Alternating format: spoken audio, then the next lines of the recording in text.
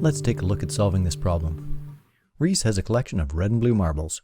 The collection contains at most 10 marbles. Reese has at least twice as many blue marbles as red marbles, and he has at least one red marble.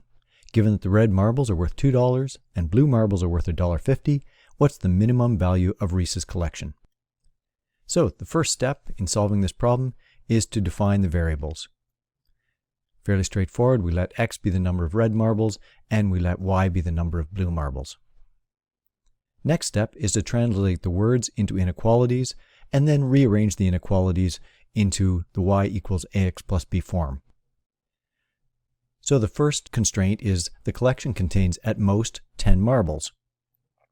So from that we can see that x plus y has to be less than or equal to 10, and when we rearrange it we get y less than or equal to negative x plus 10.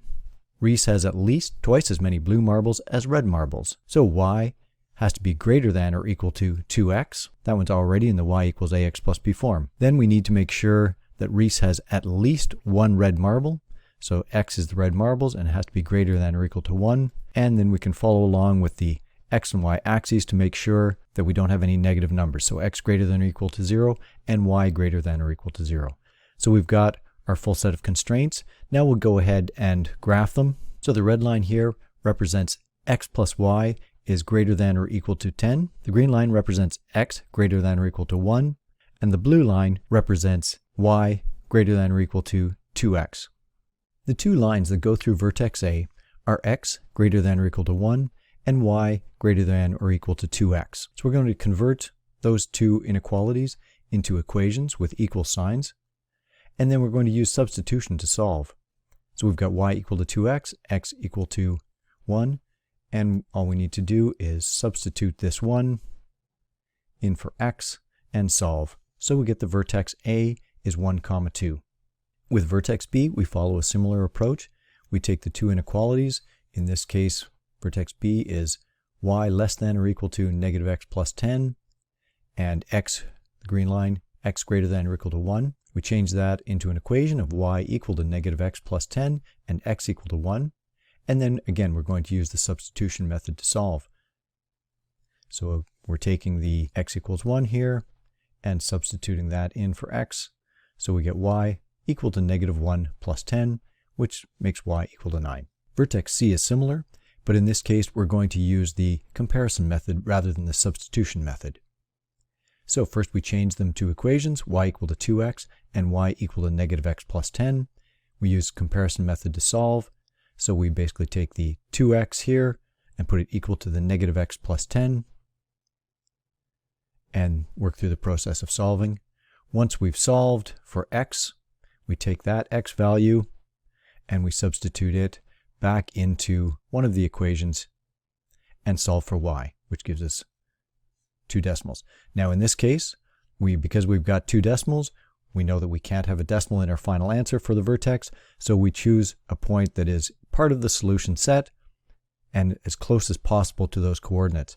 If we take a look at our graph at point C, we can see that it's hanging out here. We could move a little bit in closer and to this point right here. So we're up to 5, 6, 7, and we've pulled back just a little bit to 3. So that gives us our coordinates of that vertex to be 3, 7 that we'll use as part of our final solution. So once we've identified all 3 of our vertices, now we need to look at our target objective. In this case, we were asked to find a maximum value, and we create our optimizing function to be 2x plus 1.5y. That comes from the $2 value that's put on the red marbles and the $1.50 value that's put on the blue marbles. Step 8 is to use that optimizing function at each vertex.